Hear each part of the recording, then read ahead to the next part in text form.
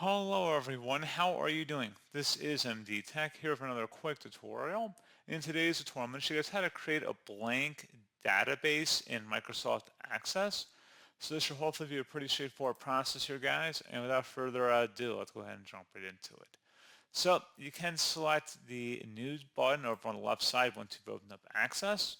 And then you can select either from an online template or, like the title would suggest, we're going to go ahead and create a blank database by selecting that option up at the top. At this point, go ahead and give it a file name as well as a directory by selecting a little folder icon where you want to save it on your computer. And then you would select the Create button. And that's all you have to do. And then you can go ahead and accessing or modifying it as you normally would. So, as always, thank you for watching this brief tutorial. I do hope I was able to help you out, and I do look forward to catching you all in the next tutorial. Goodbye.